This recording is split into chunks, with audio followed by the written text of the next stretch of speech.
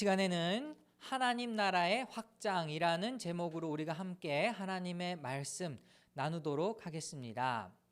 여러분은 천국을 어떻게 생각하십니까? 천국이 어떤 곳이라고 생각하십니까? 여러분이 아는 천국, 아마도 교회 오래 다니신 분들, 어르신분들께 주로 물어보면 천국에는 구원받은 사람들이 있는 곳이다. 그런데 이제 이 땅에서 어떻게 살았느냐에 따라서 황금면류관을 쓰기도 하고 개털모자를 쓰기도 하고 뭐 이런 비유들 굉장히 옛날에 많이 있었죠. 그래서 이 땅에서 뭐 정말 하나님 나라의 일을 위해서 굉장히 많이 수고한 사람들한테는 엄청나게 멋진 펜트하우스가 선물이 되고, 그리고 작게 헌신한 사람은 초가집에 살고, 뭐 이런 비유들 굉장히 좀 많이 했었습니다. 실제로 제가 고등학교 시절 때 뭐 들었던 비유가 대부분 그런 비유였어요. 그런데 여러분, 분명히 하나님 나라의 상급은 있다라고 생각을 합니다. 왜냐하면은 너에게 상급이 크도다라고 주님께서 하신 말씀을 생각해 보면은 크다와 작다는 비교급이잖아요. 그렇죠? 큰 상급, 작은 상급 분명히 주어질 것 같습니다. 그러나 뭐 황금면류관이고 개털모자고 그리고 뭐 고층 아파트고 초가집이고 이런 거는 굉장히 좀 그 인본주의적 생각에서 비롯된 비유가 아닐까, 저는 그런 생각이 들어요. 오늘은 천국이 과연 어떤 곳인가, 예수님의 비유를 통해서 이 하나님 나라가 어떤 곳인가를 한번 생각해 보는 시간을 갖도록 하겠습니다. 그런데 그 전에 이 천국과 하나님 나라의 개념을 다시 한번 좀 정리해 볼 필요가 있어요. 우리는 천국 하면은 죽어서 가는 곳을 천국이라고 이야기합니다. 그렇죠? 믿음이 있는 사람들이 죽게 되면 가는 곳을 천국이라고 얘기합니다. 그게 곧 하나님 나라죠. 그런데 여기에서 약간의 뭐랄까 뉘앙스 차이일 수도 있는데요. 천국이라고 이야기했을 때에 우리가 크게 할 수 있는 오해는 뭐냐면 천국을 공간적인 개념으로 생각한다라는 거예요. 무슨 말이냐면 한국, 미국, 일본, 중국 이런 것처럼 영토의 개념, 공간적인 개념으로 생각해서 내가 죽으면 이동되는 새로운 공간을 천국이다라고 생각을 한다라는 것이죠. 그런데 엄밀히 이야기하면 약간은 조금 그 의미가 다르다라고 이야기할 수 있겠습니다. 왜냐하면 여러분, 오늘 본문의 26절에 이렇게 시작하고 있죠. 예수께서 또 말씀하셨다. 하나님 나라는 이렇게 비유할 수 있다라고 하면서 하나님 나라라는 단어를 쓰셨어요. 그런데 이 하나님 나라가 사실 천국하고 똑같습니다. 천국이란 말이랑 굉장히 똑같은 말인데 이게 이 땅에서 사는 사람하고 과연 무슨 그 의미가 있냐라고 생각을 해보면 대부분의 그리스도인들이 잘 대답을 못한다라는 거예요. 천국이 지금 너에게 임했다. 지금 우리 제이에게 천국이 임했습니까? 잘 모르겠죠. 잘 모른단 말이에요. 왜 모릅니까? 천국 같지 않기 때문에. 사실 정말 지금 팬데믹 상황 속에서 매일매일 이렇게 마스크 끼고 다니고 그리고 매일매일 출근하는 사람들 뭐 출근이 즐겁지도 않고 뭐 이렇게 한다면은, 그리고 막 일에 쩌들어 산다고 하면은 그게 천국 같은 삶이다 얘기하기는 조금 힘들죠. 그죠? 근데 분명히 하나님 나라가 지금 내게 임하였다, 천국이 내게 임하였다라고 예수님이 말씀하신 것을 생각해 본다면 천국은 지금 우리에게 임할 수 있는, 임하는 것이 가능한, 천국을 경험하는 것이 가능한 성질의 것이다, 이렇게 지금 이야기할 수 있겠죠. 그렇죠? 그래서 제가 여러분께 조금 용어를 이제는 섞지 않고 구분지어서 말씀드리면, 우리가 정말 죽어서 가는 곳을 천국이다라고 이야기한다면 이 땅에서 경험할 수 있는 나라는 하나님 나라다, 이렇게 이야기할 수 있겠습니다. 천국과 하나님 나라 똑같은 나라입니다. 하나님이 통치하신다라는 점에서 똑같은 나라입니다. 근데 제가 다시 말씀드리지만 여러분이 지금 이 땅을 사는 가운데 이 하나님 나라가 어떤 의미가 있는가라는 차원에서 천국과 하나님 나라를 좀 분리시켜서 제가 여러분께 설명을 드린다고요. 그래서 천국은 죽어서 가는 곳이라면 하나님 나라는 우리에게 임하는 곳, 우리에게 오는 곳, 이곳이 바로 하나님 나라입니다. 왜 제가 이렇게 말씀을 드리냐면 제가 자주 드리는 말씀이니까 여러분 까먹지 말고 기억하시기 바랍니다. 하나님 나라는 헬라어로 바실레이아 투 데우라는 단어예요. 자, 생소하죠? 근데 제가 왜 이걸 굳이 헬라어로 얘기하냐면은 바실레이아라는 단어가 굉장히 중요하기 때문입니다. 하나님 나라라고 되어 있지만 이 나라는 헬라어로 조금 더 정확하게 표현하자면 왕국이에요. 왕국. 그러니까 하나님 나라는 사실 하나님의 왕국입니다. 이 바실레이아는 어디에서 왔을까? 이 용어가 어디에서부터 출발했냐면 바실레우스라는 단어에서 출발했습니다.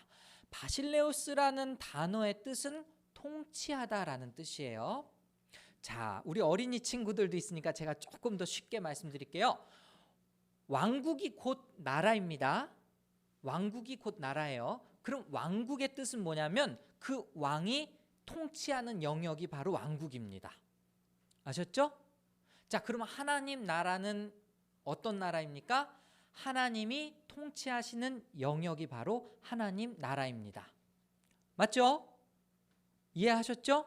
그래서 우리가 복음을 전한다라고 이야기할 때 예수님의 십자가 보혈만 이야기하면 자칫 사람들에게 오해가 될 수 있다라고 누누이 말씀드렸어요. 왜냐하면 당신의 죄를 용서해 주기 위해서 예수님이 오셨습니다. 당신이 예수님을 믿으면 예수님의 피로 당신의 죄는 깨끗하게 될 것입니다 라고 얘기하면 여러분들은 그렇지 않겠습니다만 대부분의 그리스도인들이 그리스도인답게 살지 못하는 이유가 매번 내가 죄를 지으면 주님이 용서해 주시겠지 이 정도로 끝나기 때문이에요.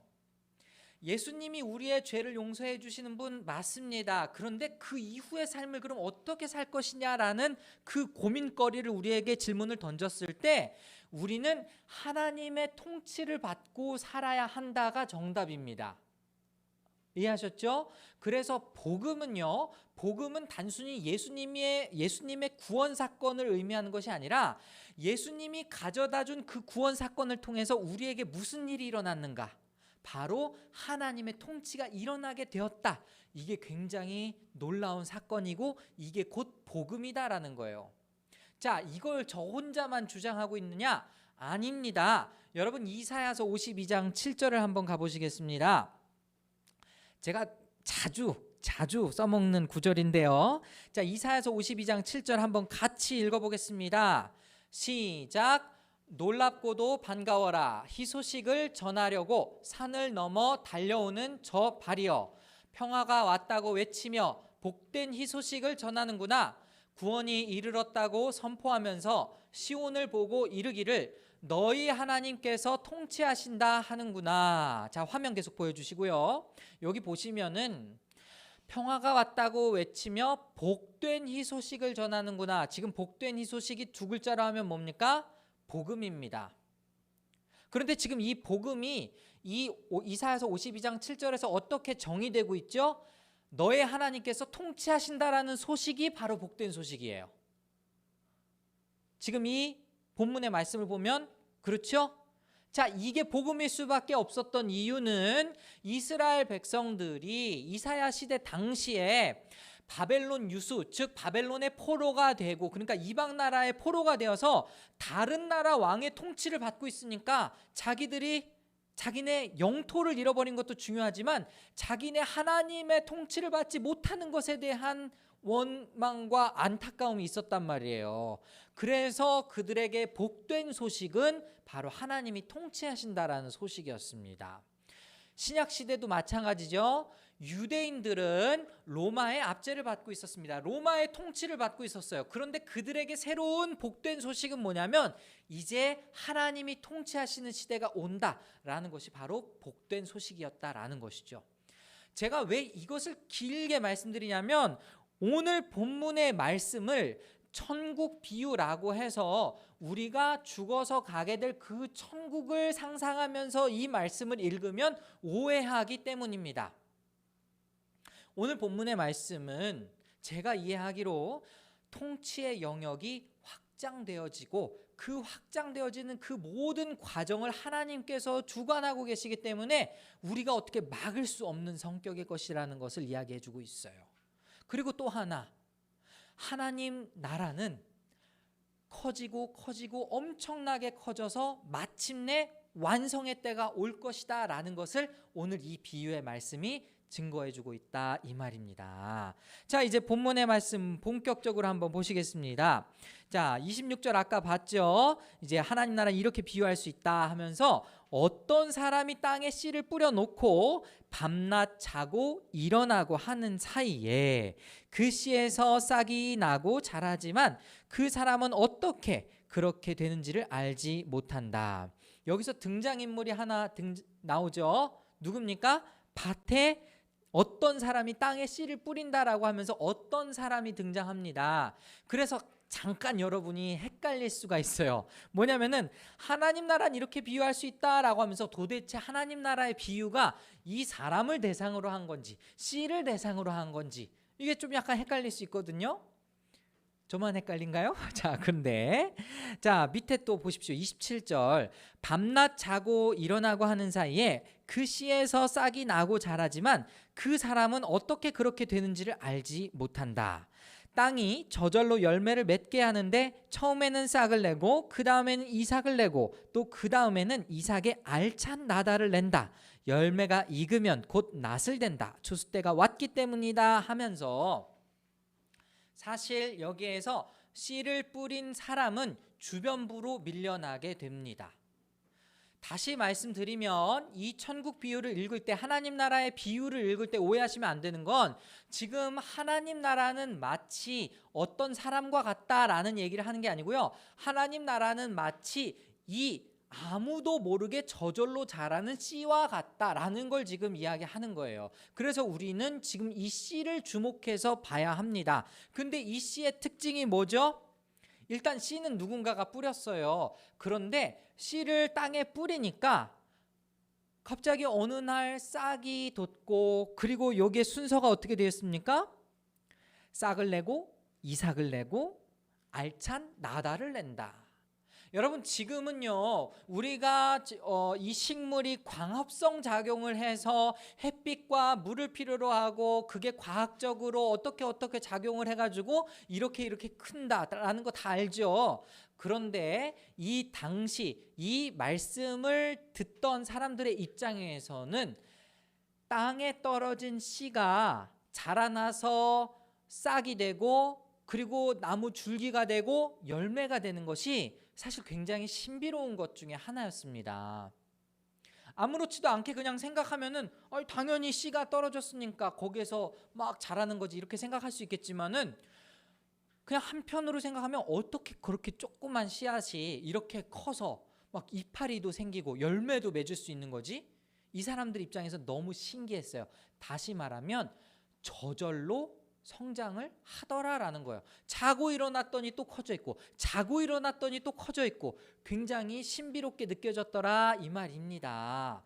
그런데 여기다 조금 더 첨언을 하자면 다시 말씀드리지만 햇빛과 물이 없으면 식물은 자랄 수가 없죠. 그럼 햇빛과 물을 주신 분이 누구일까요?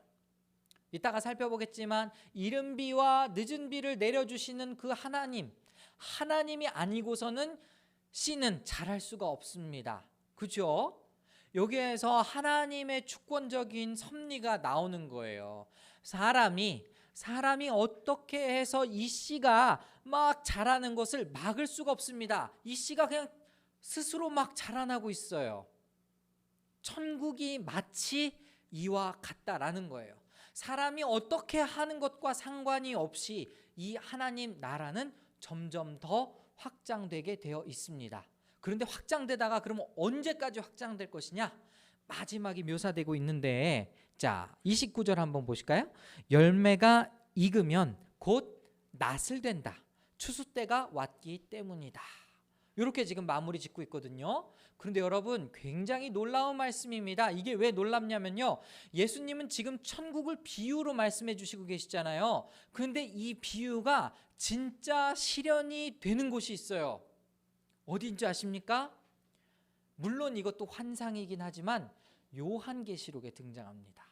여러분 요한계시록 14장을 한번 가보실까요? 요한계시록 14장에 이렇게 나와 있습니다. 14절부터 16절까지인데요. 제가 읽어드릴게요. 또 내가 보니 흰 구름이 있고 그 구름 위에는 인자 같은 분이 앉아 있었습니다. 여기 인자 같은 분은 바로 예수님이겠죠. 그는 머리에 금 면류관을 쓰고 나리선 낫을 들고 있었습니다. 또 다른 천사가 성전에서 나와서 구름 위에 앉아 있는 분에게 큰 소리로 외쳤습니다. 낫을 대어 거두어 들이십시오. 땅에 있는 곡식이 무르익어서 거두어 드릴 때가 되었습니다.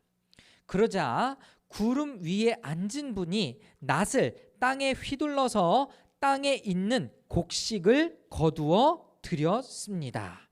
자, 여러분 지금 이 말씀을 보면은 어떻습니까? 예수님이 이 땅에 계실 적에 제자들한테 비유로 말씀하셨지만 지금 이 비유의 말씀이 요한계시록, 즉 세상의 끝에 갔을 때 정말 실현된다라고 지금 나와 있죠. 요한이 보았던 그 환상은 예수님이 하셨던 그 비유 그대로 이루어진다라는 거예요. 자, 여기에는 두 가지가 있습니다. 제가 뭐 살펴보진 않겠지만 지금 그 열매가 있고요. 포도주 틀이 따로 있어요. 이거는 나중에 여러분이 살펴보시면 알겠지만 요엘서 3장 13절에 나와 있는 심판의 메시지와 요한계시록 이 이후에 있는 심판의 메시지가 굉장히 유사하거든요. 그래서 모든 죄악을 저지른 사람들이 이 마지막 때에 그 낫에 의해서 다 잘라지는데 베어지는데 심판을 받는 이미지가 등장을 하더라라는 것이죠. 즉 하나님 나라는 어떻게 완성되느냐? 하나님의 백성은 열매를 맺어서 그 열매에 의해 구원을 받고 그렇지 못한 사람들은 심판을 받게 된다라는 메시지가 사실은 이 마지막에 쓰여져 있다라고 볼 수 있는 것입니다. 이 땅의 끝은 반드시 존재하고요. 그 땅의 끝에서 심판자가 반드시 심판할 날이 올 거다라는 메시지가 지금 하나님 나라에 쓰여져 있는 것입니다. 하나님 나라가 마치 이런 곳이다라는 것이에요. 여기에서 어떤 사람들은 굉장히 하나님을 잔인한 분으로 생각을 하기도 합니다. 하나님이 모든 피조물을 만들어 놓고서 하나님이 모든 사람들을 만들어 놓고서 왜 어떤 사람들은 천국 백성이 되게 하면서 왜 어떤 사람들은 심판을 하는 것입니까? 라고 이야기를 하는데요.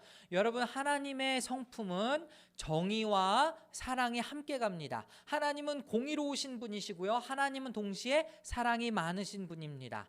하나님은 하나님의 사랑으로 우리를 긍휼히 여겨주시지만 하나님의 공의로운 성품은 죄를 그냥 그대로 두지 않으세요.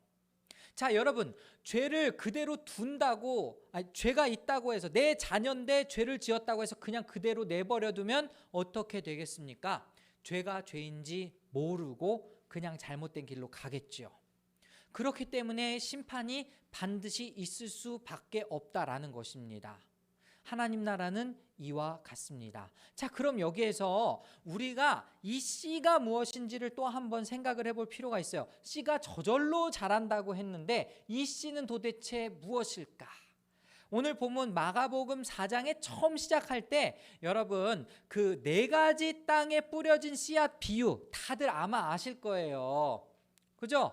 네. 어떤 그 씨는 돌짝밭에 버려지기도 하고 또 어떤 씨는 어떻게 됩니까? 옥토에 뿌려져서 30배, 60배, 100배의 결실을 맺기도 하고 이런 비유가 마가복음 4장의 초반에 등장합니다. 근데 거기에서 씨가 무엇이다 라고 정의를 내려주는 부분이 있어요. 마가복음 4장 14절 또 한번 보실까요?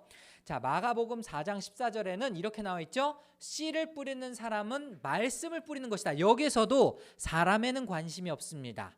씨가 곧 말씀이다 라고 이야기하고 있고요. 20절 보면 좋은 땅에 뿌려지는 것들이란 이런 사람들이다 하면서 그들은 말씀을 듣고 받아들여서 30배, 60배, 100배의 열매를 맺는다라고 이야기하고 있어요. 이 비유 그 다음에 지금 이 이야기가 등장을 한다라고 여러분이 생각을 한다면, 물론 중간에 잠깐 다른 이야기도 등장하지만 같은 4장의 본문 내에서 이런 씨와 관련된 비유가 등장한다라는 것은 이 씨의 개념이 똑같다라는 것을 의미합니다. 그래서 씨는요, 말씀이고요. 오늘 본문에 대입시키자면 이 말씀은 자라나고 자라나서 열매를 맺게 됩니다. 그 열매를 맺게 되면 낫을 되어 추수가 되어서 추수 때가 되어서 낫을 된다고 해도 그 열매는 안전할 수 있는 것이죠. 자, 그럼 우리가 지금까지 성령 강림 주일부터 시작해서 어떻게 하면 열매를 맺을 수 있다라는 것을 배웠죠? 네, 우리 계속해서 배웠던 거, 하나님의 말씀이 우리 안에, 우리가 주님 안에 거하면 무엇이든지 구하라. 무엇을 구하라고 했죠? 성령을 구하라. 성령의 도우심으로 우리가 이 땅 가운데 열매를 맺을 것이다. 예수님이 참 포도나무고 우리가 가지가 되어서 거기에서 열매를 맺게 된다면, 그죠? 하나님이 우리의 열매를 기뻐 받아주실 것이다. 이런 메시지 우리 계속 들었잖아요. 그런데 이것은 성령의 도우심이 없이는 불가능한 이야기입니다. 즉 다시 말하면 여기에 나와 있는 이 내용들을 또 한번 생각하고 대입을 해본다면, 성령을 받아서 이 땅 가운데 말씀으로 열매 맺게 되는 사람들이 점점 더 많아질 것이다. 그리고 그것을 막을 사람은 아무도 없을 것이다. 마치 사람들의 눈에는 저절로 자라는 것처럼 그렇게 될 거다라는 것이죠. 이에 관련된 또 하나의 비유가 다시금 등장하는데 바로 밑에 있는 겨자씨 비유입니다. 30절 보면은 예수님이 또 하나의 비유를 드시죠. 예수께서 또 말씀하셨다. 우리가 하나님의 나라를 어떻게 비길까? 또는 무슨 비유로 그것을 나타낼까? 겨자씨와 같으니 그것은 땅에 심을 때에는 세상에 있는 어떤 씨보다도 더 작다. 그러나 심고 나면 자라서 어떤 풀보다 더 큰 가지들을 뻗어 공중의 새들이 그 그늘에 깃들일 수 있게 된다. 여러분이 잘 아는 겨자씨의 비유입니다. 그런데 지금 이 겨자씨의 비유도 어떻습니까? 세상에서 가장 작았던 씨앗이 엄청나게 큰 나무가 되어서 공중의 새가 앉아서 쉴 수 있을 정도로 큰 나무가 된다라고 이야기하고 있죠. 자, 이걸 여러분 과학적으로 접근하면 안 돼요. 세상에서 가장 작은 씨는 겨자씨는 아닙니다. 네, 그리고 겨자씨는 자라서 나무가 되지 않아요. 겨자는 식물입니다. 그런데 예수님이 이 말씀은요, 과장법으로 이야기를 하신 거예요. 마치 여러분, 다른 사람을 시험 들게 하는 사람은 연자맷돌을 자기의 목에 걸어서 바다에 빠지는 게 차라리 낫다. 그럼 뭐 다 자살하라는 소리입니까? 역시 과장법이죠. 예수님이 이런 과장법을 굉장히 잘 사용하셨습니다. 본문의 말씀도 마찬가지예요. 겨자씨 비유는 그만큼 가장 작고 하찮고 보잘것없던 존재가 엄청나게 커진다 라는 것을 지금 비유로 말씀하고 계시는 거예요. 자, 그러면 지금 오늘날의 기독교는 얼마나 많이 성장하였을까? 여러분, 지금 2000년이 지났습니다. 예수님이 오시고 난 다음에 2000년 정도가 지났잖아요. 그렇죠? 근데 예수님이 태어났을 그 당시에, 그러니까 성육신에서 이 팔레스타인을 땅을 밟고 다니던 그 당시에 이 예수 운동은 굉장히 작은 무리들의 모임에 지나지 않았어요. 그렇지 않습니까? 마가의 다락방에서 시작되었다라고 한다면 120문도가 모여서, 그죠? 그때부터 시작된 거 아니겠습니까? 그런데 지금은 세계 최대 종교가 되어 있죠. 기독교라고 한다면 개신교뿐만이 아니라 천주교도 포함이 됩니다. 정교회도 포함이 됩니다. 세계 최대의 종교가 되었습니다. 이 세상은 점점 타락하고 있다라고 여러분이 이야기할 수 있을지는 모르겠지만, 그것과는 상관없이 하나님 나라는 역사적으로 봤을 때도 계속해서 확장하고 확장되어 가고 있다라는 것을 지금 오늘 말씀 통해 알 수 있는 거예요. 자, 근데 이제 여기서 마지막으로 오해하면 안 되는 거, 제가 이러한 기독교 인구수보다 더 중요한 것 얘기하고 싶은 건 뭐냐면, 바로 하나님 나라가 이런 곳이다 라고 했을 때 우리가 그럼 뭘 해야 되느냐가 더 중요하겠죠. 아, 하나님 나라는 이런 곳이구나 하고 그냥 여기서 말씀 뚝 끝나서는 안 되겠죠. 하나님 나라는 통치의 개념이다라고 말씀드렸습니다. 하나님의 통치를 받는 백성들이 그만큼 점점 더 많아질 것이다 라는 것을 이야기하고 있다라는 것이죠. 하나님 나라의 통치를 그럼 우리가 어떻게 받을 수 있을까? 세상에서 우리가 그리스도인으로 산다는 것 결코 쉽진 않습니다. 그러나 오늘 본문의 전체 말씀에서 아까 제가 드렸던 그 심판의 메시지를 생각한다면, 여러분 예수님이 다시 올 것을 또한 생각한다면 여러분 계속 깨어 있어야 되는 거예요. 여러분 계속 인내함으로 하나님의 말씀대로 살도록 노력해야 된다는 거예요. 우리 마지막으로 한번 말씀 찾아서 같이 읽어보실까요? 야고보서 5장 7절에서 8절에 있는 말씀입니다. 여기에도 지금 농부에 관한 비유가 나와 있는데, 야고보서 5장 7절에서 8절 말씀 우리 마지막으로 한번 큰 목소리로 같이 한번 읽어보겠습니다. 시작. 그러므로 형제자매 여러분, 주님께서 오실 때까지 참고 견디십시오. 보십시오. 농부는 이른 비와 늦은 비가 땅에 내리기까지 오래 참으며 땅의 귀한 소출을 기다립니다. 여러분도 참으십시오. 마음을 굳게 하십시오. 주님께서 오실 때가 가깝습니다. 예수님이 오실 거라고 2000년 동안 기다렸지만 안 오셨습니다.